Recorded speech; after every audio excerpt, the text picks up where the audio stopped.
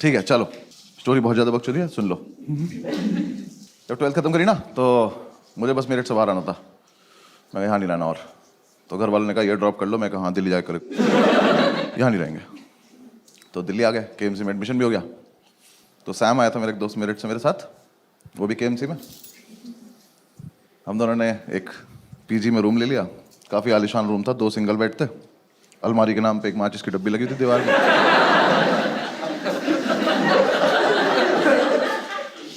और जो आर्किटेक्ट था ना उसका,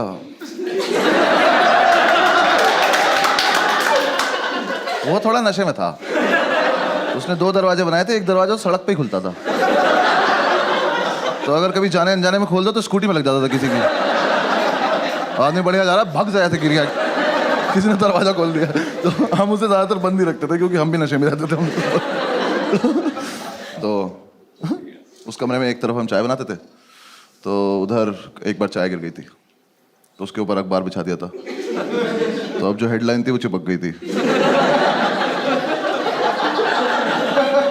तो न्यूज़ के नाम पे हम रोज ये पढ़ते थे कि गाजियाबाद में सरेआम कत्ल हुआ है। और हम रोज वहां से निकलते कहते गाजियाबाद में बहुत कत्ल हो रहे हैं यार।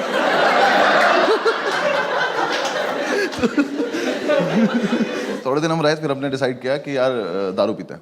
क्योंकि यार देखो, मेरिट से निकलने का मेन पर्पस ये था, क्योंकि मैं बचपन से अपने पापा को देखता रहा था कि शाम को इस आदमी को ऐसा कौन सा पदार्थ मिलता है कि ये खुश हो जाता है। मैंने कहा मुझे यही चाहिए। और दारू की जितनी बॉटल आई ना घर में, मुझे एक भी बॉटल हमने कभी फेंकी नहीं, तो सारी हम संभाल के रखते थे। क्यों पता नहीं, ये म्यूचुअली डिसाइड भी नहीं होता यार, वो बस आई, फिर हमने कहा क्या हमारी तो है। इसने मुझे सिगरेट भी पिलानी शुरू कर दी मीठी मीठी बोल के। भाई पी के देख मीठी मीठी लगेगी। मैं कहते पी के देखी, मुझे लगी भी। मैंने कहा सही है। जितने लोग स्मोक करते हैं उन्हें पता होगा कि छोटी गोल्ड में से ना धुआं बहुत आता है। जो नहीं करते मैं बता रहा हूँ आप, हाँ ऐसे गूगल मत करने लग जाना, आता है वो। पता नहीं उसके हाथ कुछ बीमारी है, वो पुरानी सिगरेट कभी खींच लेती है, पता नहीं क्या उसके साथ। तो ना कमरे में धुएं से बादल बना के और बस उसे बैठ के देखता रहता था। मैं पूछता था क्या कर रहा है, कह रहा भाई देख उसमें कुछ दिख रहा है। मैं क्या दिख रहा है, कह रहा देख एक कुत्ता दिख रहा है। तो मैं देखता, मैंने कहा हाँ दिख तो रहा है। फिर हम दूसरा बादल बनाते थे, फिर हम दोनों कुत्तों की लड़ाई कराते थे। तो ठीक चल रहा था हमारा, फुल ऑन एंटरटेनमेंट चल रहा था। फिर एक दिन हमने ऐसे डिसाइड करा कि आओ थोड़ी बहुत सफाई वफाई कर लेते हैं। हम निकले घर से कि थोड़ा सामान वामान लेके आते हैं। बादल बना के, कमरा बंद करके, ताला लगा के हम लोग गए। पास की एक दुकान थी, वहाँ जाके हम भूल गए हम क्यों आए थे, सिगरेट पीने लगे।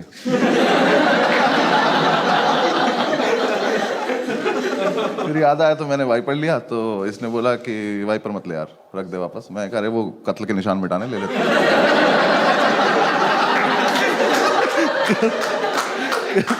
कह रहा कि नहीं कोई जरूरत नहीं है, मैं कर लूंगा अपने आप। मैं कहा अच्छा ठीक है। तो हमने बेसिकली हम कुछ लेने गए थे, बिना लिए थोड़ी देर में घूम घाम के वापस आ गए। तो हमारे यहाँ गैलरी थी, यहाँ वॉशरूम था, रूम से काफी दूर। आर्किटेक्ट होगी उसकी कुछ दिक्कत, मुझे नहीं पता क्या। तो ऐसे वॉशरूम था, चाबी इसके पास थी, भाग के आया और वॉशरूम में घुस गया। तो मैंने कहा चाबी, कह रहा नहीं दे रहा। ये क्या फेटिश है कि मैं चाबी छिपा लूंगा अपने पास। मैं कहा भाई या तो मुझे भी अंदर ही बुला ले, मैं भी बाथरूम में आ जाता हूँ। तो कह रहा नहीं मैं चाबी नहीं दूंगा जब तक मैं बाहर नहीं आता, तो बाहर घूम। मैं कहा और अंदर कुछ नहीं कर रहा है, छप छप की आवाज आ रही पानी की। पता नहीं बाल्टी में चाबी ही डुबो रहा था। मैं कहा भाई दे दे चाबी, 2-3 बार मांगी, नहीं दी। मैं कहा ठीक है बाहर में जा, मुझे कुछ से कुछ काम है। मैं बाहर आया, ऐसे थोड़ा सा ओपन एरिया था, उसमें ऐसे गोल गोल घूम रहा था। मैं ऐसे घूम रहा था तो मैंने देखा हमारे रूम के बाहर एक आदमी खड़ा हुआ बैग टांग के। तो मुझे लगा ये सेल्समैन होगा, कुछ बेच रहा होगा। तो मैंने कहा अरे टाइम पास तो मिल गया, आओ इससे बकचोदी की जाए। तो मैंने कहा हाँ भाई क्या बेच रहे हो। वो कुछ बोला नहीं। मैंने कहा बताओ ना क्या बेच रहे हो। तो वो पलटा, कहता तुम कौन हो। मैं कहा मैं कस्टमर, बताना क्या बेच रहे हो।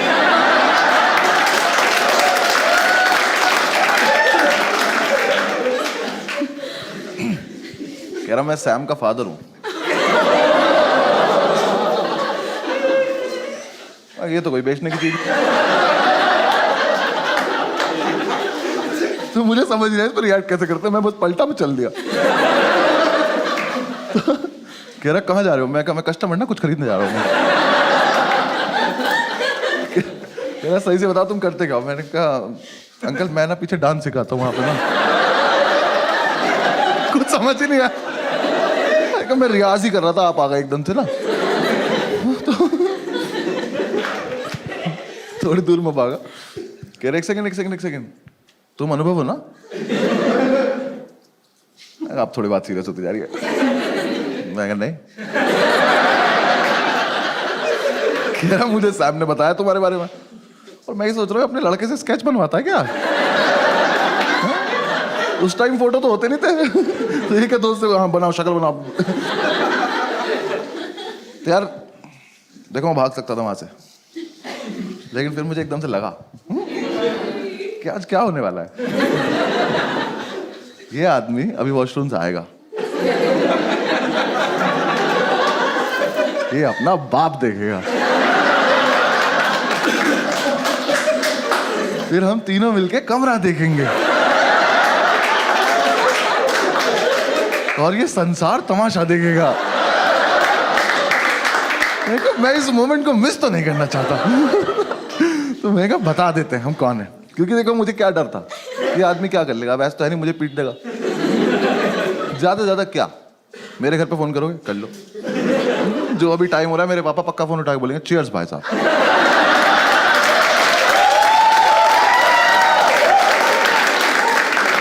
मुझे कोई लोड नहीं था, मैंने पूरी कैलकुलेशन की अपने दिमाग में। मैं कहा बता देते हैं।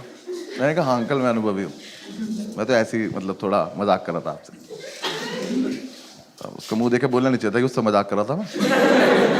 भाई बिल्कुल बाप, हाँ जो मेरे पापा ना पापा है, ये बाप कहते हैं। वो लड़के नहीं तो बचपन से बाप बनना चाहते हैं कि स्माइल नहीं करेंगे वरना औलाद पैसे मांग लेगी। इतना सीरियस है तो खड़ा मैं कहा ठीक है अंकल मतलब मैं ही हूँ, आप बताओ कैसे हो आप? कह रहे सैम कहाँ है? हो गया शुरू। मैंने कहा अंकल यहीं पे है, ये रहा यहाँ पे वॉशरूम है, वॉशरूम में। कह रहा बुलाओ उसको। मैं कहा भी बुलाते हैं। मैं गया, मैंने जाके गेट दिया, मैंने कहा बैठी आपके फादर आए हैं।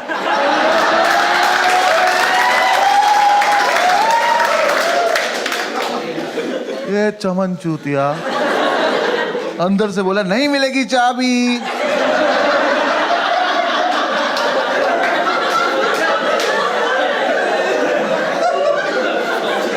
कहा बैठी रख लो चाबी, आपके पापा आए हैं। तो अंदर से कह रहा मेरे डैड जी क्यों आएंगे? वो तो यही आदमी बता पाएगा। मैंने कहा भाई यहाँ एक शख्स है जो क्लेम कर रहा है कि वो आपके पापा है, तो अब ये कंफर्म करने के लिए आप ही को आना पड़ेगा, क्योंकि मेरे पास कोई टेक्नोलॉजी नहीं है।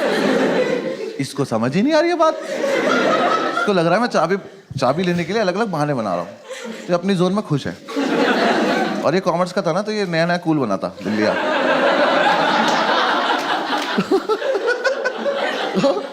इसने कूल बनने के लिए दिल्ली आके कुछ लड़कों से दोस्ती करी थी और एमिनेम सुनना शुरू किया था।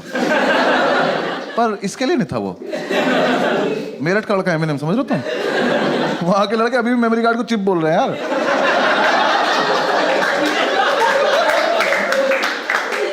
तो मैंने से फिर से बोला, मैंने कहा बाडी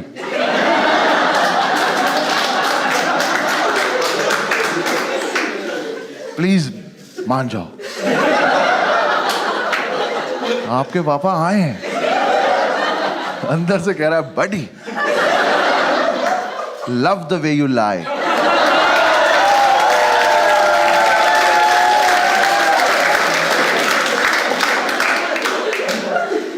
नहीं नहीं नहीं, अपने पापा कसम नॉट लाइंग। एक ही मिनट लगेगा, बाहर आके चेक कर लेना। अलग फील में इतने अंकल आ गए कि हाँ चल क्या रहा है। अंकल आए, मैंने कहा अब पता है सारी गलती इस आदमी खुद की, सब इनकी वजह से हुआ है। अगर ये उस दिन आके एक शब्द बोल देते तो वो लड़का सुन लेता, वो बाहर आ जाता, सब हो जाता। बाप है, कैरेक्टर में रहना। यहाँ आके मुझसे कह रहा है कि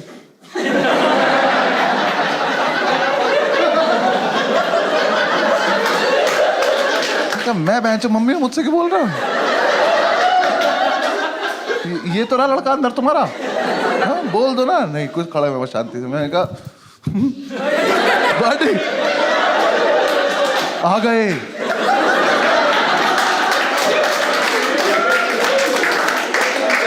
यार पता है सब सच है। एकदम से इसका मेरिट ऊपर आया, एमिनेम नीचे चला गया और इसका पेशेंस लेवल खत्म हो गया। इसे लगा कि अब तो ये बहुत देर से बकचोदी कर रहा है, तो अब मुझे इसे जवाब देने का टाइम आ चुका है। इसने अंदर से इतनी बुरी बुरी गालियां देनी शुरू करी, इतनी बुरी बुरी की स्टेज पे तो मैं दे भी नहीं सकता। ऐसे गालियों का लूप चला और मैं सोच रहा हूँ ये वाली तो बहुत एस्केलेट कर दिया यार तूने।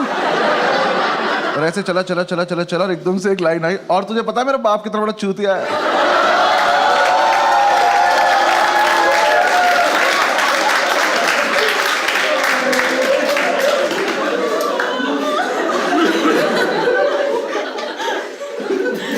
देखो मैं इतनी रेंज में था कि थप्पड़ खा सकता हूँ। फिर मुझे लगा कि अब ये बकचोदी चलती रहनी चाहिए। तो मैंने कहा कैसे?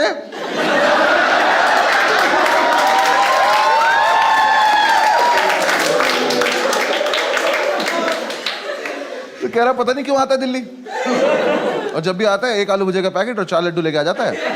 फिर मेट्रो स्टेशन से फोन करता है, मुझे मेट्रो स्टेशन जाना पड़ता है। कह रहा ये नहीं कभी मैं दारू ले आया।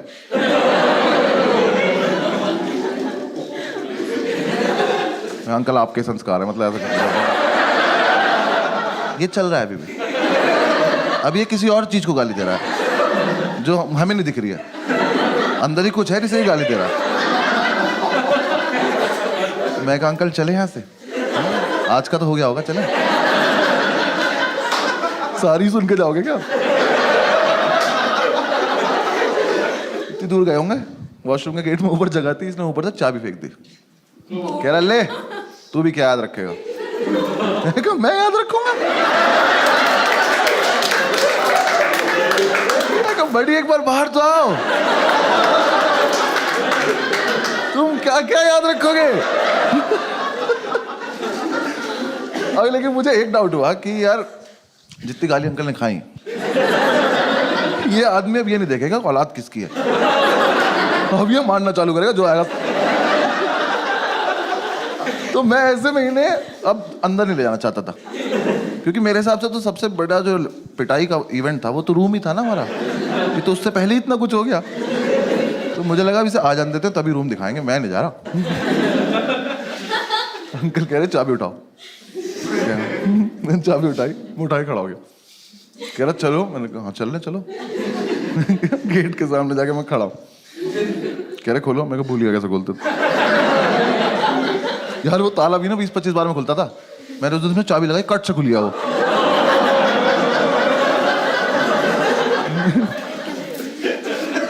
ऊपर वाला तो साथ नहीं दे रहा आज। मैंने ताला ऊपर अटका, कुंडी खोली, मैंने कहा अंकल अब आप कर लो। अंकल ने गेट खोला, पहले तो बादल आए, वो 2 जर्मन शेफर्ड अंकल के ऊपर से गए। वो आदमी स्मोक नहीं करता, कह रहा ये क्या था? मैंने कहा कुछ नहीं। अंदर आओ, अभी तो बिजली भी कड़क रही है, आ जाओ। अंकल अंदर घुसे, सामने एक चेयर पड़ी थी, उस पर कपड़े पड़े थे, मैंने कपड़े हटाए, मैंने कहा अंकल यहाँ बैठ जाओ, बस बैठ रहो। बाप लाइट जलाओ, मैंने कहा लाइट नहीं आ रही। वो पुराना वाला स्विच बोर्ड लगा हुआ था, उस पर वो इंडिकेटर नहीं लगा रहता था, तो वो जल रहा था। तो कह रहा वो तो जल रहा है, मैं कहा ये इन्वर्टर जल रहा है, छोटा इन्वर्टर इतना ही लोड ले पाता।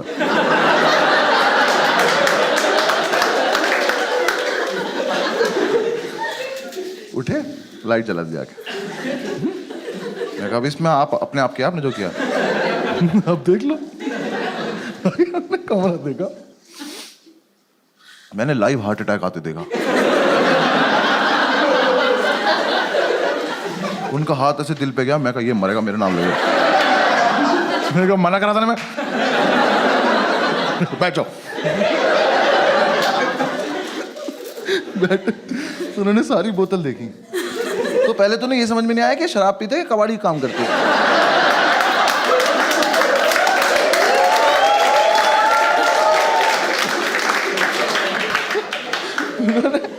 बॉटल देखी और मतलब इतना जेन्युइन सवाल उनका कि पीते ही हो ना?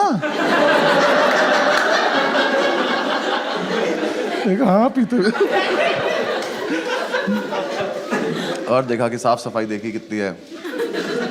उठ के कमरे में घूमे, मैं उधर मत जाओ, कत्ल हो रखा वहां पे। उन्होंने देखा हमारा चाय वाय का एरिया, कह रहे अच्छा अच्छा ठीक। एक तो बाप लोगों को ना, बच्चा उनका आर्टिस्ट हो इसकी कदर नहीं होती, आर्ट की कदर नहीं होती उन्हें। इतना सुंदर पिरामिड बनाया था हमने सिगरेट की डब्बियों से, तोड़ दिया। हम पंखा नहीं चलाते थे कि गिर जाएगा, आगे तोड़ दिया वो डिब्बियां देखना है सारी, उसमें से एक डब्बी उठाई, उसमें से आवाज आई, खोली तो उसमें बीड़ी थी। तो कह रहे तुम सिगरेट भी नहीं पीते?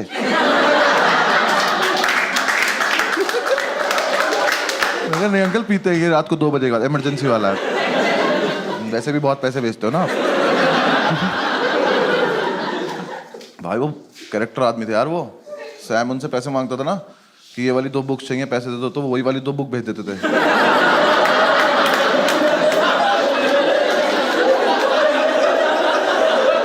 फिर हम दोनों पूरे मार्केट में बुक ले घूम रहे थे, कोई ले लो यार, तो हमारे तो एक कोर्स की भी नहीं है।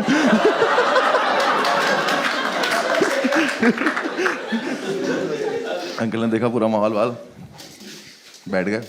अब वेट चल रहा है। मैं अंकल चाय पियो, कह रहा चाय पी तो तुम लोग। मैं बकचोदी करने की जरूरत, टॉन्ट मत मारो, पी नहीं है तो बताओ। मैं बहुत देर से वेट कर रहा हूँ, यहाँ पिटाई नहीं हो रही है। भाई इतने में हमारे सैबिनम साहब, देखो इस लड़के को बिल्कुल नहीं पता है बाहर क्या हो रहा है, इसकी दुनिया कहीं और है। ये वॉशरूम से निकला, इसका ऐसे हाथ निकला, ये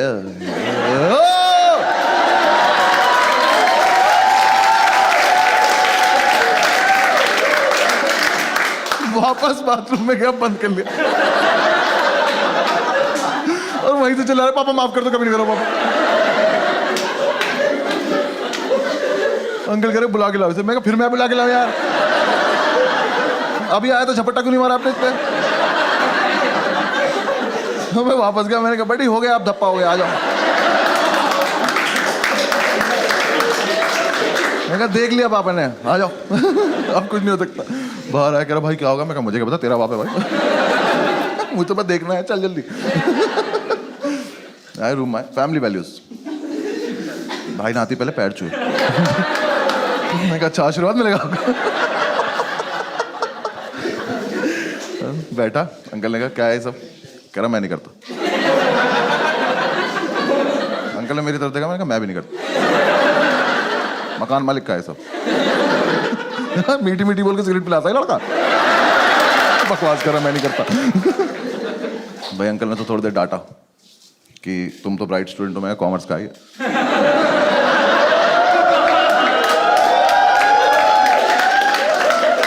कह रहे बेटा ये सब करने की क्या जरूरत है, फलान ठिकाना। वो डांटे। मैं कहा अब मारेंगे कुछ नहीं। उठे, खुद बाथरूम गए, तुरंत वापस भी आ गए। मैं कहा इनका क्या चल रहा है इनकी फैमिली में? इन लोगों को सीधा सीधा टारगेट दिख क्यों नहीं रहा अपना?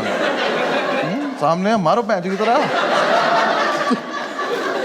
फिर वो आप बताए, फिर उससे बातें कर रहे हैं कि तुमने मतलब क्यों किया होगा ये, बेटा गलत चीजें हैं। और मेरी तरफ देख के कह रहे हैं लड़कों के साथ रहना छोड़ दो। मैं कहा छोड़ देना, अभी मुझे वो दिखा दो जो देखने के लिए बैठा हूँ। कुछ नहीं, मैं ऐसे घूम रहा, मैंने अंकल का बैग देखा तो उसमें 1 आलू भुजिया रखी, 4 लड्डू रखे। मैंने कहा आज तो नहीं निकालेंगे, आज तो इसे वापस ले जाएंगे। आज तो बात कर रहे हैं उससे, करते करते उन्होंने आलू भुजिया निकाल दी। मैं कह अरे यार कहते ही शर्म नहीं आ रही, अभी गाली खाई है। आलू मुझे रख दी, 4 लड्डू रख दिए। कह रहे बेटा सुनो, ये सब बिल्कुल बंद कर दो और वीकेंड पे मेरे उठाओ, तुमसे बात करता हूँ। बैग उठाया और चल दिए। ये क्या टाइम वेस्ट हुआ मेरा? ये तो मतलब इतने कैरेक्टर में थे क्यों आप, अगर आपको इतना ही इजी काम नहीं आता तो? भाई वो चले गए। मैं कहा ये क्या हुआ है यार, तेरे पापा तुझे मारते नहीं है? कह रहा भाई मेरे पापा तो मुझे वाइपर से मारते हैं।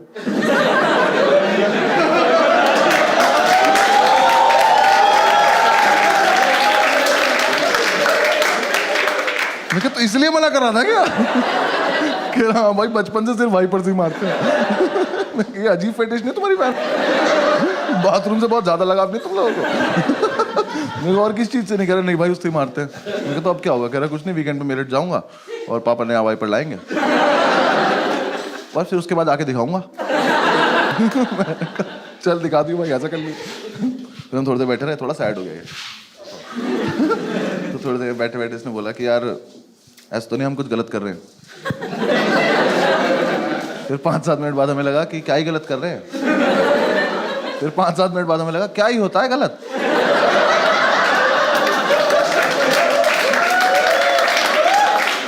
किसी के लिए गलत, किसी के लिए सही होता है। तो हमारे पास एक और क्वार्टर पड़ा था, हमने वो निकाला, एक एक पैक बनाया। भुजिया आई थी, इसका यूज भी तो करना था। हमने भुजिया गोली, अपने अपने बादल बनाए। हमारे कुत्तों की लड़ाई होने वाली थी कि अंकल वापस आ।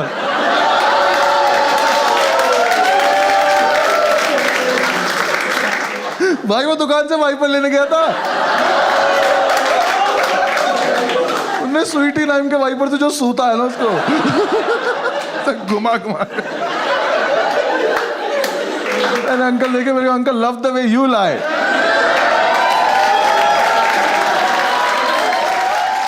Thank you so much for watching the video. और यार ये जो स्टोरी मैंने आपको सुनाई कि 10-11 साल पुरानी है, अब तो काफ़ी ज़्यादा चेंजेस आ गए हैं, हम लोग काफ़ी ज़्यादा मैच्योर हो गए।